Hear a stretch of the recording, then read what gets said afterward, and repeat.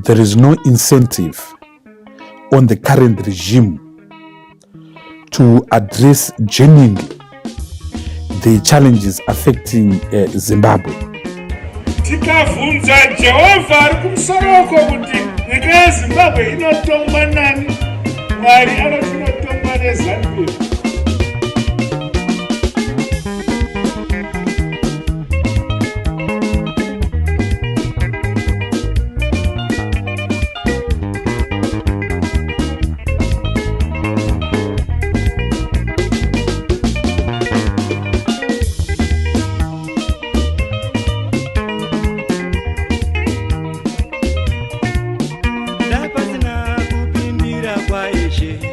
Chokwadi pasi pano taiona moto marongera vanoita wepanyika vanoda kuti isu vamwe tioneswe moto dai pasina kupindira kwaishe chokwadi pasi pano taiona moto marongera vanoita wepanyika vanoda kuti isu vamwe tioneswe moto.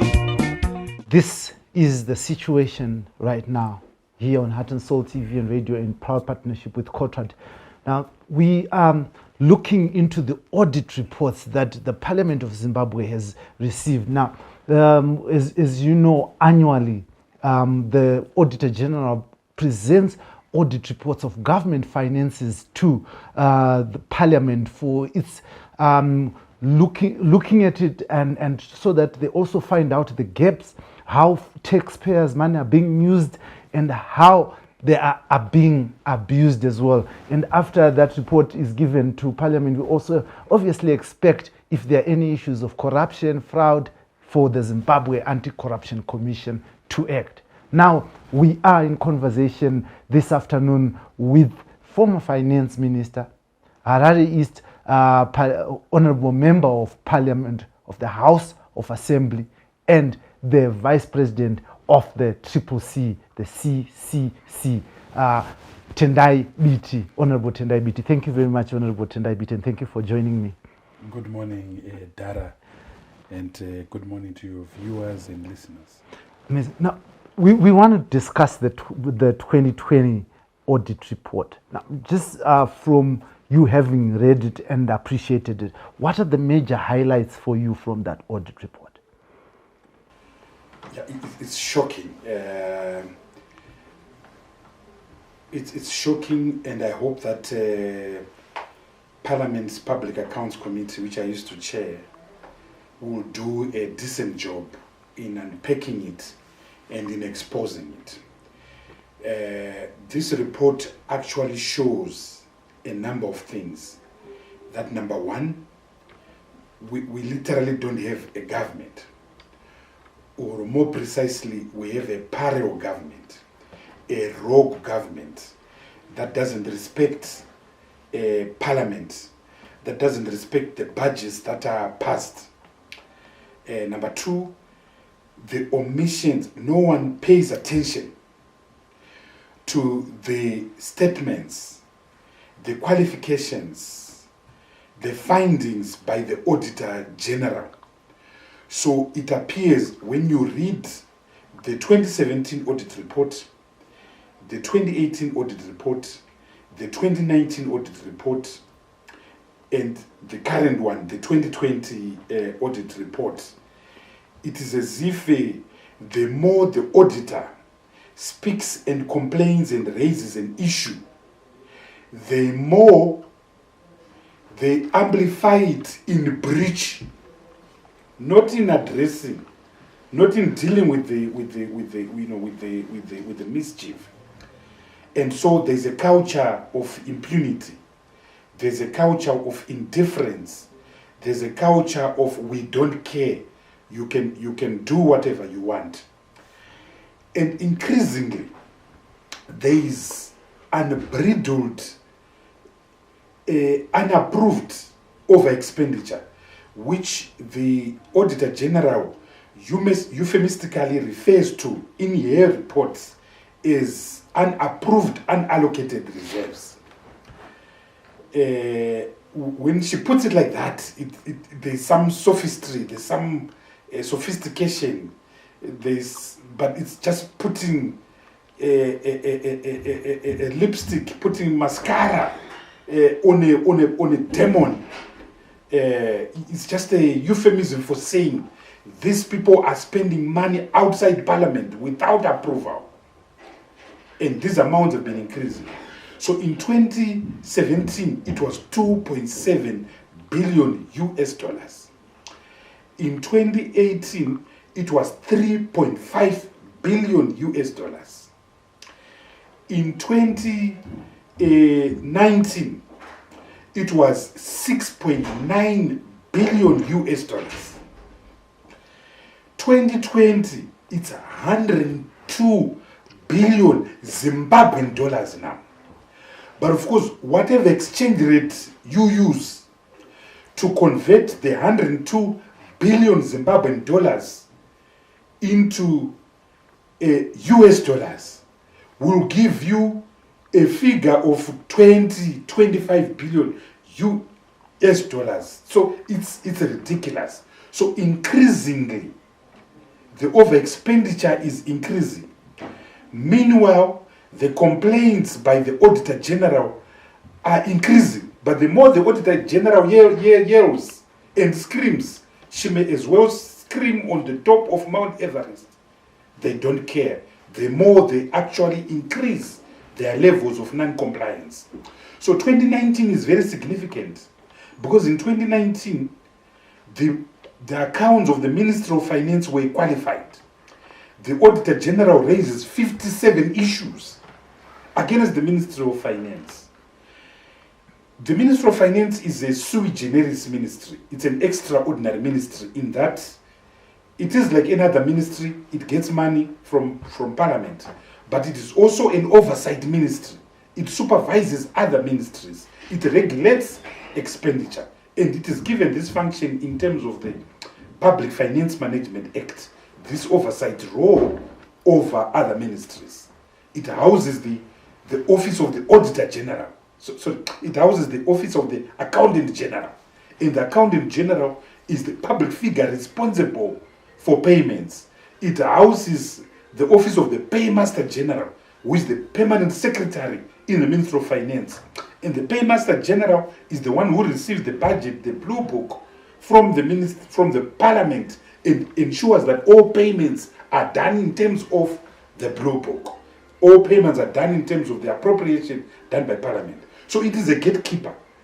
The Ministry of Finance is a gatekeeper. The Ministry of Finance is the head boy. So you have a situation where the gatekeeper becomes the gate crusher. The head boy is responsible for making sure that students are running away from the dormitory, and he's the one who is in front leading that queue. And so another disturbing thing for 2020 now is that the number of accounts of ministries, the audit report, deals with about 35 ministries. And what is disturbing is that 48% of the accounts are all qualified. 48% is almost, 50%. So, in other words, on 50% of the public accounts, the Auditor General is unable to express an opinion. And in some cases, she actually expresses an adverse opinion. And in some cases, she actually issues what in auditing language is called a disclaimer. A disclaimer means, yes, I saw them, but I can't say. Disqualification means these ones are rubbish. Qualification means I can't pass this. So 50% of the government accounts are either qualified or disclaimed, or there's an adverse report. Auditors out there will know what I'm talking about. But in layman's language, it's a vote of no confidence. It's in layman's language, the accounts are a dog's breakfast. In layman's language, we have a dysfunctional a government. That's in general terms. I can go into specific issues now if you want me to. Yeah, I would want us to go to the specific issue of the Ministry of Finance, because reading the Auditor General's report, it also says that Ministry of Finance ended up taking the responsibility of paying directly bills accrued by other ministries, even without those ministries knowing. Let's talk about that. Yes. So there are a number of omissions. There are a number of sins. There are a number of crimes done by the Ministry of Finance. And what you highlight is just one of them. So let me just try to break down what this audit report says. So the first damning thing that the audit report says is that the government overspent by 102 billion Zimbabwean dollars. Which is frightening. It's more than double what Parliament itself had approved. So it means it's a waste of time going to Parliament pretending that we have got a budget. So they have to seek condonation. And I guess that is what Mutuli Ngube is trying to do, the Minister of Finance, in the Financial Adjustment Bill of 102 billion, which he has just brought before Parliament. But I'm not sure whether they are related. But if they are related, he has got a problem, because the Constitution says he must bring that condonation bill, adjustment bill, within 60 days of him knowing of his omissions. Now the audit bill has been brought more than 2 years after the 2020 audited statements. We are now in 2022. These are 2020 accounts. So he has a pickle on his hands. Not that he minds dirty hands, because his hands are dirty.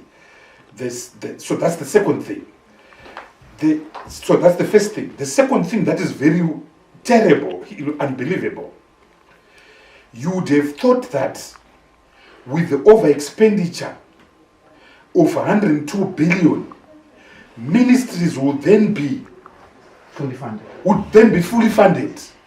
But if you look at the first paragraph of that audit statement, after the introduction and the Auditor General's explanation of why she was late, is the fact that ministries were underfunded by 150 million Zimbabwean dollars.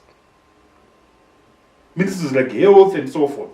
In short, ministries were under the budget, only performed to the extent of 36%. So the question that then arises is, if you are underfunding by a factor of 64%, and you are overshooting by 102 billion, where is the money actually going if it is not going to ministries? Which is why I said this audit statement will make any decent person cry, because it means there's a parallel government that is doing things that have nothing to do with the people of Zimbabwe. That has nothing to do with the aspirations of the people of Zimbabwe, is captured in the budget for Ministry of Health, for Ministry of Education, for Ministry of Land, for Ministry of Agriculture. The budget is funding other things other than the national interest. And we have to ask now, where did this money actually go to? And I hope this is what the Public Accounts Committee will now do. So in other words, we need an audit of this $102 billion to actually see where it went, because we know that it didn't go to line ministries. Maybe it built 1,200 schools. Line ministries were underfunded. You understand? So I suspect it has been funding their state capture issues like mines for Tagire, illicit things. But the people of Zimbabwe have a duty to know and to ask if ministries were underfunded by 150 million, yet you overspent by 102 billion. You were spending the money on what? If you were not spending it on our water, on our roads, on our health, and on our schools. So I now want to come to specific omissions. So the first thing that they've been doing is that they've been making payments without any supporting vouchers. The Ministry of Finance has been making payments without any supporting vouchers. So the Auditor General is unable to see where, what the payment was for. How does that happen, Honorable Biti? You were a finance minister before. How does the Ministry of Finance start making payments directly without any vouchers? Yeah, because there's corruption. There's corruption. Because people are taking orders. Maybe from the minister himself, maybe from the president, maybe from who just says, please pay that person. Please pay that person. But there is no record. There is no, there are no accounting documents. And it's a substantial amount of money, way in excess of 200, 300 million. So this is payment without vouchers. This is just the ministry paying without vouchers. So no one can be able to trace why this amount was paid. Number two is now the situation where the ministry appropriates the functions of line ministries and makes direct payments on their behalf. We saw this in the 2017 audit report when I was still chair of the Public Accounts Committee. We saw this in 2018 report. We saw this in 2019 report, but they haven't stopped. They are doing that. And most of the payments are for agriculture. Most of the payments are for command agriculture. They pay directly to suppliers. And then they write to the ministry now to say, we paid on your behalf, now account this in your books. And ministries, of course, refuse. Finance directors refuse. Because you can't make me eat that which I didn't cook, that which I didn't even know you cooked at all. So that's why these things are caught, because financial directors are protesting, and there are huge amounts of money. The third commission and the Auditor General goes to town about this. The government uses what is called the Public Finance Management System. It's software. It's a program. So when the budget is approved by Parliament, the budget is then entered line item. So let's take the Ministry of Education. The Ministry of Education will have money to build schools. It will have money for textbooks. It will have money for sub-teachers' salaries. It will have money for ancillaries like chalk, blackboards, vehicles, and so forth. So this system is so complicated and so astute, and I built it with funds from the African Development Bank. We got a grant from the African Development Bank way back in 2009. So this system is such that if the money is meant for water, it must go for water. If it goes for milk, there's a problem. But I'll come to that. So now there's a discrepancy now between amounts entered into the public finance management system and amounts recorded in the physical books of accounts. Now the two must match, meaning that someone is cooking books somewhere, either the public finance management system itself or the books themselves. So the Auditor General goes to town about that, about the cooking of books. Then number 4, there are ministries, and the Ministry of Health the Ministry of Education was fingered, the Ministry of Finance itself was fingered, the Ministry of Education was fingered. Huge amounts of money, where money is appropriated for Project X. In my earlier example, if money is supposed to go for textbooks and you buy vehicles, then you have to build the system. So that is happening a lot. That is happening a lot. That is happening a lot. Money is meant for item 5 are going to item 9, and of course that breaches audit situations. Next breach, when you spend money, the Auditor General, the Accountant General must give what is called a warrant, an authority for you to spend. Monies are also being spent without a warrant. So if monies are being spent without a warrant, you've gone rogue. You're now a bandit. Wachigananda. because you are now spending money without authority from anyone else. So monies are being spent without warrant. In 2018, we picked that up and were to fire the then existing accountant general, if you recall. But that is still happening. That monies are being issued and spent without warrant. 6, in terms of the Public Finance Management Act, there is another issue of contingent liabilities. Ministries are not reporting their contingent liabilities. Contingent liabilities are where you spend money. Also, where you accrue liability, but you haven't paid for it. So instead of recording a liability, you just keep quiet.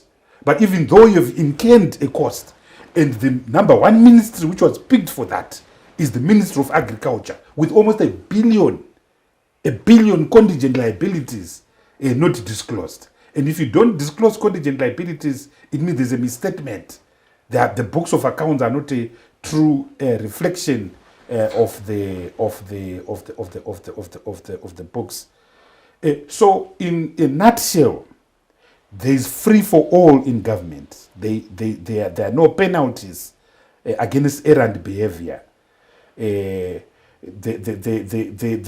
Public Finance Management Act says people must have criminal sanctions. No one is raising any complaint. So it's essentially a banditry state. What really worries some of us is that these issues have been raised since 2014. If you go to 2014, 2015, 2016, 2017, 2018, 2019, 2020, the Auditor General's report is the same. What simply changes are the figures. What simply changes are the errand ministries. But the issues being raised, that there is a parallel government, that the government is unaccountable, that the government can't run its books, they are the same. Another disturbing thing is that ministries are supposed to publish and to gazette monthly accounts. They are not doing that. And when you can't publish monthly accounts, it means you can also timeously complete your books of accounts, which have to be completed by March of the following year, so that the Auditor General presents the audit 3 months later by the end of June the following year. So if ministries delay, it also means that the Auditor General delays, which is why today is the 21st of July 2022. We don't have the 2021 audit report. We don't have the 2022 audit report. It's dog's breakfast. But this I was speaking to other finance people. They say that this issue of the finance ministry paying directly and then informing the ministry later, the responsible ministry later, has the risk of double payments. That the ministry can then actually pay someone who has already been paid directly. For instance, the Ministry of Agriculture could pay a supplier, and the Ministry of Finance also pays the same supplier for the same service. Yeah, that actually assumes a normal situation. But this is an abnormal situation. You have to start by saying, what is this payment? Is this payment legitimate? Was this payment authorized and approved in the budget? And you will find that in 90% of the situation, the ministry is doing its own thing. So ministries are being told, we bought vehicles for you, so please account them. And the minister says, but we don't have the vehicles. We don't even know the vehicles. And then the Minister of Finance just says, just accept and keep quiet. And that is why there's a tug of war. And that is why you see in recent times an increase in the number of permanent secretaries and finance directors being fired or being moved around, because many of them are refusing to accept the tagar of Mutuli Ngube and George Goamatang. Amazing. But we do have an anti-corruption fighting commission. And you say that this corruption is so flagrant. It's presented in a audited accounts book by Mildred Chile. Look, she must be the most frustrated woman in Zimbabwe, because you do your work, you produce your things, and nothing happens. I know she was very happy during my time as chair of the Public Accounts Committee, because we gave her the teeth that she was missing. We went after scoundrels and thugs, the Kudatagwireis of this, of this world, the crooks at companies like Univen, the crooks at Zinara, the crooks at the Central Bank. We went for them, and people were shaking. But of course, you know what happened there to liquidate that committee as it was. We made recommendations. We made recommendations that let's follow the example and precedent in other countries. So if you go to Uganda,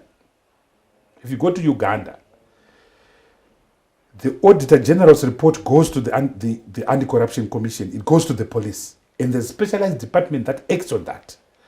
When the Public Accounts Committee has its meetings, there's a policeman ready to pounce on a culprit, ready to pounce on Chigananda.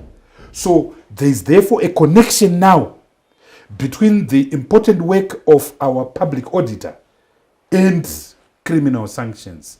Because without that, the culture of impunity I've spoken of gets entrenched. The culture of entitlement gets entrenched, and regrettably, these two twin evils, impunity and entitlement, are entrenched in Zimbabwe, which is why you see the same culprits every year: Minister of Finance, Minister of Agriculture, Minister of Finance, Minister of Agriculture. You speak about impunity. I also, in reading, I also realized that for instance, the Ministry of Education actually paid for vehicles that have not been delivered up to now, and these vehicles were paid for in 2019, if I'm not mistaken, about 23 of them. It's clear in black and white. What is said is that this is not new. In 2017, government paid to companies, Pazabasta. They paid for machines. They were not delivered. The most shocking thing about the 2018 audit statement was that the government of Zimbabwe bought 4 aeroplanes from Malaysia. One of them disappeared. Can you imagine an entire aeroplane, a Boeing 777, disappearing only in Zimbabwe? So when we say these guys are bishops of stealing, archbishops, that's exactly what we mean. But an entire plane disappeared. But is it not government policy that you only pay after delivery? Is it not a financial policy that those things are gone? What kept this country alive was a strong public finance management system. And one of the things that President Mugabe did was to maintain the British financial infrastructure. So when I got into government as a minister in 2009, one of the things that I realized was that the system is so watertight that no one can even steal a pen from government, because there's so much bureaucracy, there's layers of checks and balances. So it kept this country going. And if you noticed, those that were stealing were not stealing directly from government. They were stealing from parastatals, because there are less stringent rules. There were problems at the central bank, because there are less stringent rules. But you would not hear of the government, and certainly not the Minister of Finance, being at the center of accumulation, of capture, of stealing. Now, what the so-called Second Republic has done is to destroy 38 years of that infrastructure in that legacy and import direct stealing into government itself, into the Ministry of Finance itself. And so the gatekeeper is now the gate crusher in the form of the Minister of Finance. So Robert Mugabe is standing in his grave. Bernard Chidzero is standing in his grave, because that infrastructure is gone. You don't even know who the accountant general is right now. I don't know, because they've emasculated that office, and that office is now meaningless. That office is now meaningless. Whereas in the past, everyone knew that there was Judith Mazorera, because she was powerful. She exercised her powers. Now those people are gone. Checks and balances are gone. Mutuli Ngube does what he wants. George Guamatanga does what he wants. In fact, the de facto Minister of Finance in Zimbabwe is Kuda Kwashe Tagwire. Amazing. But that's so scary, is it not? I said at the beginning that these audit reports are shocking. You know, this when I finished reading the 2020 report, I had a migraine. Even if one were to try write a fictional novel on financial crime, you wouldn't write such an excellent tapestry of dishonesty, of mendacity, of capture, of arbitrage, of rent seeking. The audit report also looks at the finance ministry overperforming. I think it overshot by 130-something%, is it? It's a chief culprit. All these unallocated reserves are done through it. So it's the chief culprit. So they have no respect for rules. They have no respect for their own budget that they bring before Parliament. And this financial adjustment bill of 102 billion, he's not going to bring it. He's not going to have a second reading, because he knows that will question him. Just like the 2018 the 2020 financial adjustment bill of $11 billion, they never brought it, because they are afraid of the public and parliamentarians asking questions. And I wish someone would take them to court and say, where are you with that financial adjustment bill? But what is it that Zimbabwe can do? Because these are taxpayers' money we were talking about, and they should be accountability. And Parliament is put there for a reason, is it not? For that reason of accountability and transparency for the executive. I think Parliament is doing a decent job under the circumstances. The Public Accounts Committee is still doing a decent job. I was reading their report on COVID funds. You can't fault them. They're exposing. So the problem is that Parliament is doing its job, but the reports they present just gather dust. We produced a report on the RBZ and how it was messing up this country. It's unlawful debt of about $8 billion. We produced a report on the Minister of Finance and its 57 omissions. We produced a report on Zinara. We produced a report on Command Agriculture. All these are damning reports. Mrs. Chiri produces reports annually. So the Auditor General is doing a job, Parliament is doing a job, but what about you, the citizens? Well, the citizens, you must be angry. And part of the problem about the citizen no longer has the capacity to be angry. And if you don't have the capacity to be angry, then you get the government you deserve. These kind of things will not happen in South Africa. The people will be on the streets. They will not happen in Kenya.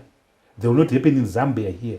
Edgar Chagwa Lungu lost an election because of, among other things, audit statements and the fact that he bought fire engines of $1 million each. The same fire engines that we have bought for 500 million each.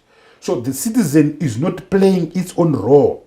There is no agency on the part of the citizen, the Wananchi, because they must ultimately give scaffolding to the institutions that are doing their job, i.e. Parliament and the Auditor General. After all, we have a constitution that says constantly power is derived from the people. But where are the people? They can't be asleep when Mrs. Chiri is writing such horrible narratives of capture? Where are the other institutions of the state? Where is the Anti-Corruption Commission? Where is the prosecutor, general? Where is the Human Rights Commission? Because there's a connection between financial plunder and human rights. Where are they? Where is civic society too? Because apart from Zimcode, which makes noise on these issues, and Zimbabwe Lawyers for Human Rights, which fights these issues, Veritas, which fights these issues, where are the other players in civic society? Where is Zim Rights? Where is the Transparency International Zimbabwe chapter, and so forth? So the long and short of what I'm saying is that we are a weak state in terms of the capacity of the citizen to have his or her own agency and to defend himself and to assert its space. And that's why this government does whatever it wants. In any other country, that audit report will force a government to resign. Boris Johnson has been forced to resign on much less, on a party. These people are stealing billions. So, and of course, next year they will go before the public and say, vote for us. Vote for us. Mm-hmm. And it appears in Africa, as in Zimbabwe, the more you steal, the more you become electable, and which is a tragedy. Which is an absolute tragedy. You spoke about the institutions doing their work, but if you also look at the audit report, Mildred Chi says her office is one, underfunded, two, there's a massive brain drain and staff exodus because she says this in the, not so much in the 2020 report, but in the 2019 report. So in the 2019 report, she says she's underfunded. There's a huge staff turnover. She doesn't have software. She doesn't have computers, hardware. She doesn't even have a decent head office. She doesn't even have an office. And most importantly, very simple thing, she doesn't have a board. The audit office board is not there. She's also underfunded. The international rule is that audit offices get 1% of the budget. She's getting less than 0.34% of the budget. And you know that sometime 2 years ago, a very senior government official actually moved that we should abolish the office of the Auditor General. You know him. I shan't mention him by name. So she's under siege. So instead of liquidating her office by expunging it from the constitution, they are liquidating her office by simply underfunding her and crippling her bureaucratic structure, which is very sad. Let's paint a picture. What would really happen if that office remains underfunded and is not able to perform its functions, although their reports are gathering dust? Well, it compromises the quality of their data, and even in the 2020 report, I would have wanted a passage that sought to convert, that sought to say 102 billion is really what. She doesn't do that. Another disturbing thing that I see there is the failure to mention entities.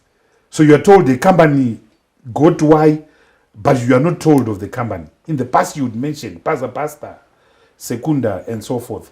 So I think they are squeezing her to a point where she has to compromise her work and so forth. So that's what happens in failed states. That's what happens in captured states. They kill state institutions, particularly state institutions that are capable of questioning them, which is why in Zimbabwe they've killed the constitution, a very good constitution, by 2 terrible amendments. They're now killing these institutions by underfunding, by firing people, by intimidating people, and so forth. And it's regrettable. And I'm sure if you were to speak to Zach as well, they will speak of underfunding. They will speak of lack of resources, lack of equipment. And one of the things that Mrs. Chiri says, One of the things that I know Zek has raised is because these modern crimes, many of them are cyber crimes, but they're very sophisticated cases of transfer pricing, thin capitalization, and so forth. So you need specialized departments of kids that would have gone to some of the top universities in the world to learn forensic auditing, forensic investigations, because the modern crime is evolving. In the olden days, people would rob banks physically using guns. In present days, they don't need guns. They just need a mobile phone and an application to rob a bank. So you now need national institutions to be equal to these high-level cerebral crimes that are now taking place. And I know Zach doesn't have that. The Zimbabwe Republic Police doesn't have that. Mrs. Chiri doesn't have that. But you are an alternative government as the Triple C. I mean, what is it that people, because as you said, next year people will be looking to go to election. What would you promise the people of Zimbabwe to give them? Look, you know, accountability, good governance, honesty. You see, the audit reports are ugly because you've got thieves that are in office. So it is up to the citizens of Zimbabwe to ensure that they vote for men and women of integrity, men and women that are accountable. You never saw during the time of the GNU, you never saw a single account being, qualified. And in fact, I spent the first 2 years of my life, 2009, 2010, bringing supplementary budgets and condonation bills of things that had happened before my time. Before my time. So governance, sound micromanagement. One of the things that is making this is obviously the mismanagement of the exchange, the mismanagement of our currency. All these things have got a multiplier on the quality of auditing. Enforcement of the Act, the Public Finance Management Act, is a very decent act, but they're not complying with it. Why are they not complying it? Why are people not being, brought to disciplinary committees? Why are people not being fired for not doing their job?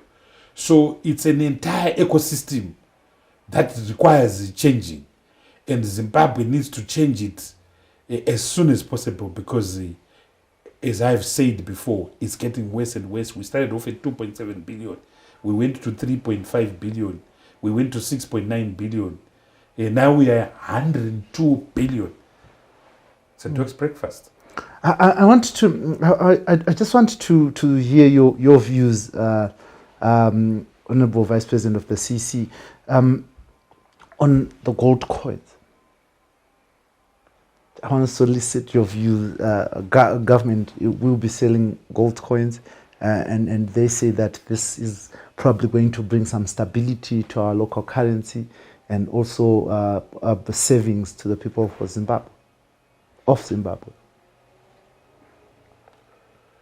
Look, it's a lot of hogwash.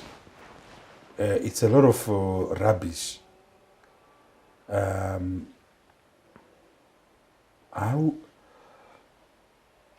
you buy the gold coins in using money, they will be costing around $1,800 US. So if you've got $1,800 US, how does translating its form into gold coin facilitating you saving? Because you can simply put the 1,800 in your nostril, FCA. They are not being upfront with the people of Zimbabwe. They are not telling the people of Zimbabwe the real reasons why they're introducing the gold coin. The gold coin is not a currency. It's not a currency. is not issued in terms of Section 43, Section 44 of the Reserve Bank Act. If it was a currency as a coin, then it would have denominations like 10 cents, 20 cents, 30 cents, 40 cents, 50 cents to $1 or $5. You can mint a coin of $100 if you like. You are allowed by the law. This doesn't have a value for that. So it's not a currency. It's not a currency. It's not a currency. If it's not a currency, we must then ask the question, how does it stabilize the Zimbabwean dollar? And that's where the fiction, comes. Why is the Zimbabwean dollar unstable?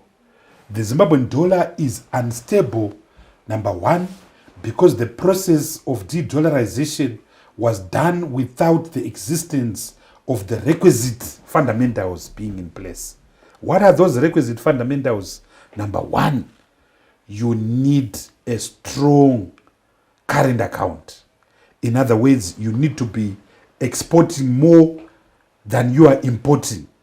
The ratio of your exports to your imports need to be around 4:1. In other words, for every dollar that is coming in as export earnings, only $1 should go out as imports. Now we've got the reverse situation. We're not producing.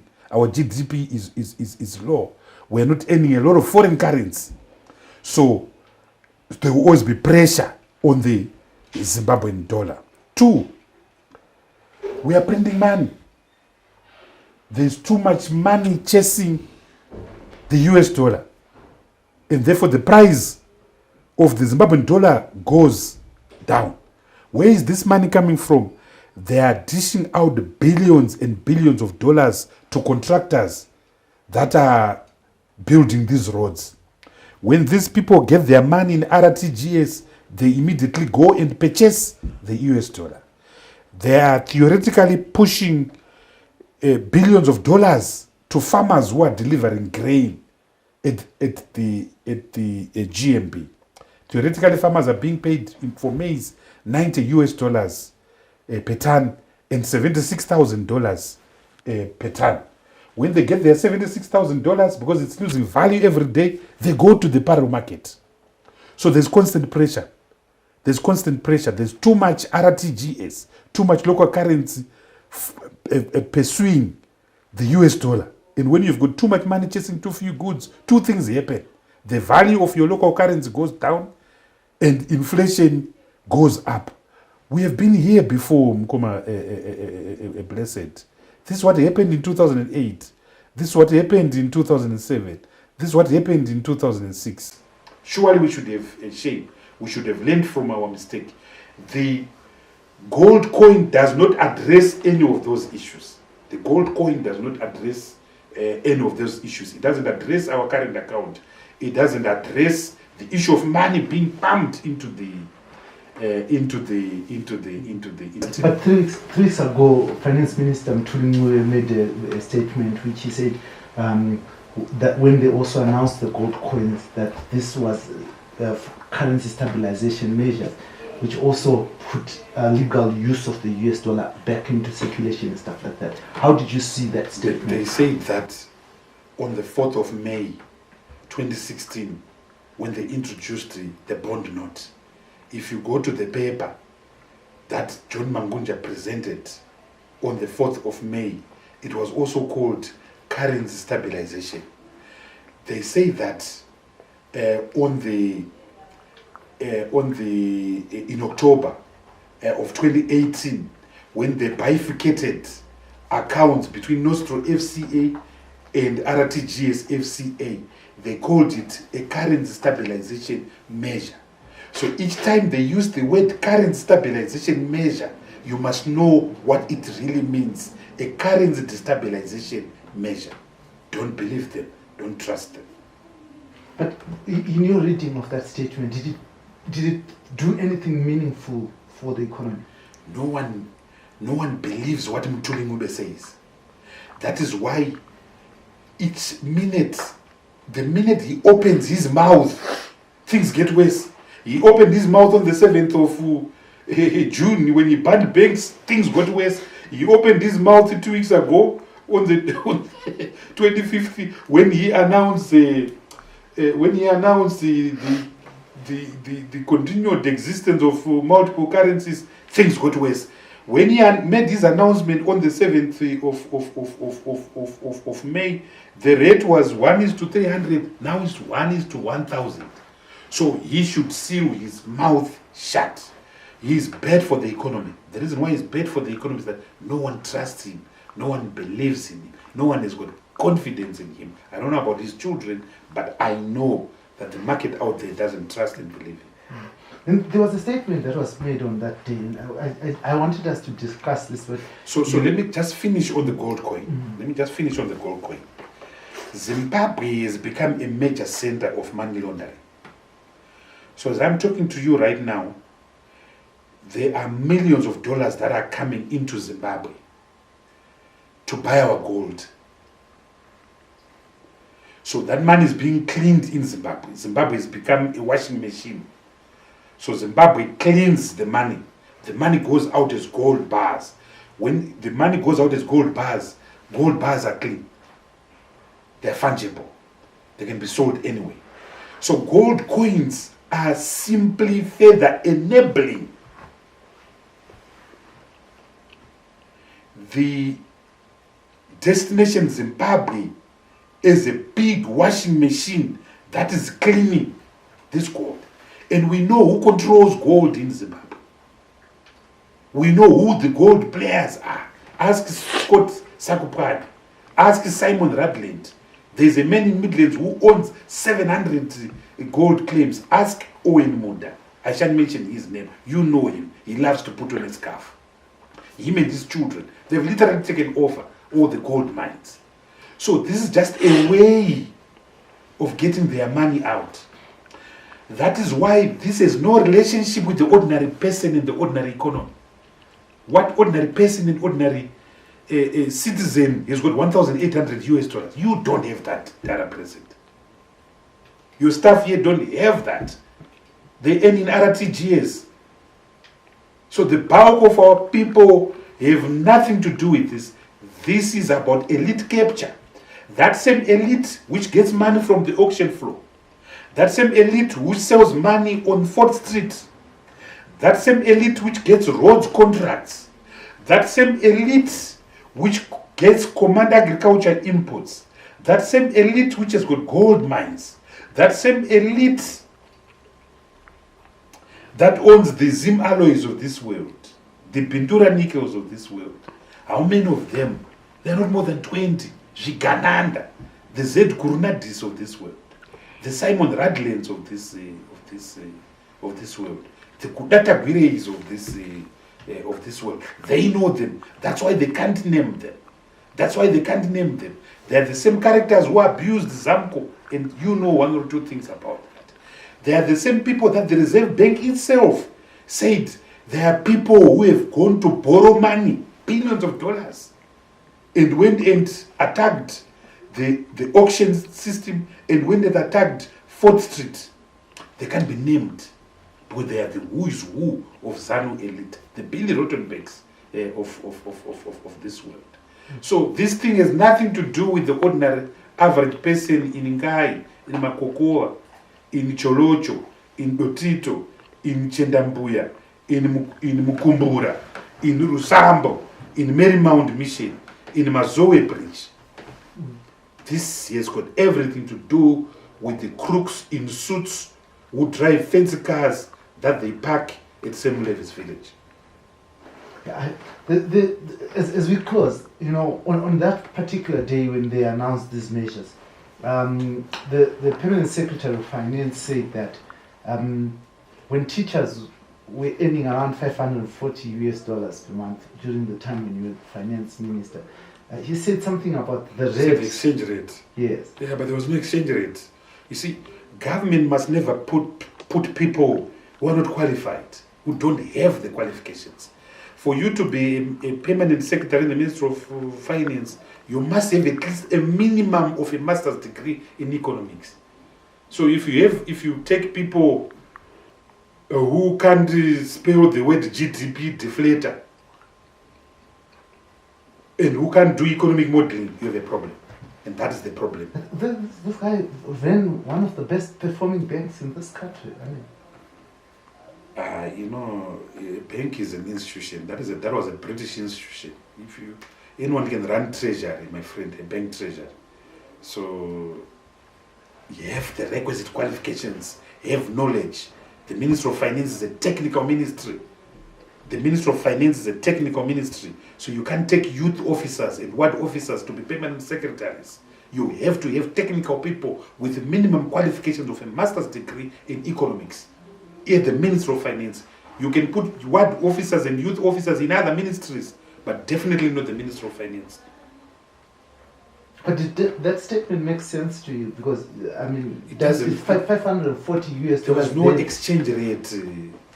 There was no exchange rate. There was no exchange rate. The black market only came back after 2016, after 4 May 2016, when they introduced the bond note. You know that, I know that. But for a permanent secretary to say that, it means you are structurally illiterate. And that's why I said we need qualified people in that ministry. You can't put ward officers and youth officers in that ministry, no matter how tall they are or how loud their voices are. And finally, Honorable Biti, what is the future of Zimbabwe in terms of the issues around the issues that we are discussing, our audit, our control structure, our finances? As long as ZANU-PF is there and as long as the current regime is there, the country is gone to the dogs. Literally, metaphorically. So the question is, we have to have a change of direction. We need new leaders. We need a major paradigm shift. It can be business as usual. Some say that the CC can't bring that because it doesn't have structures. Maybe you could address that. It's such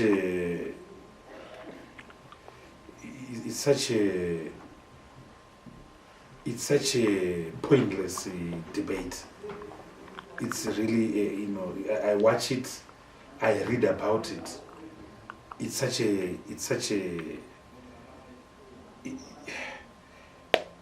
this is an organic movement. This is an organic movement.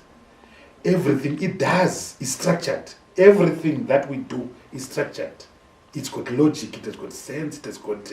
you can't win 19 out of 28 seats if you're not structured. It's not possible. It's not possible. We're an organization. You understand? We're an organization. So the debate is pointless. The debate is pointless. You can't have a structured outcome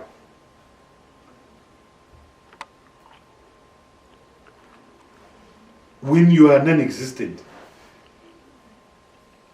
So it's a pointless debate. It's a pointless debate.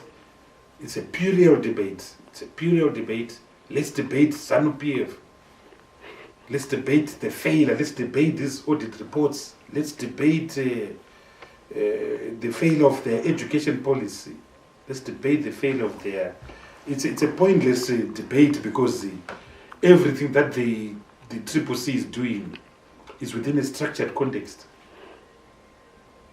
Thank you very much, Honorable Biti, for your time and for as you continue to give us insights in important issues or national questions of the day around our finances, around how our country can better manage its revenue and systems. I mean, the money that you're talking about, Honorable Biti, you would then look at them and say, so how are we failing to pay our civil servants? Why are our doctors not being well paid if we can have all these monies like 100 billion Zimbabwean dollars over expenditure and still ministries perform at 34, 36%? Something needs to be done. Now, this was the situation right now here on Heart and Soul TV and radio in proud partnership with Kotrad. The Kotrad from Mashingo, encourages everyone to have an interest in how they are being governed. As a citizen, you must be a citizen, not just a person, but a citizen of a country. And a citizen of a country ask questions on how their taxpayers are being used, on how their country is being managed. And we were just having that conversation with the former finance minister and the CCC vice president, Honorable Tendai Biti, who is also a member of parliament. Thank you very much for your time.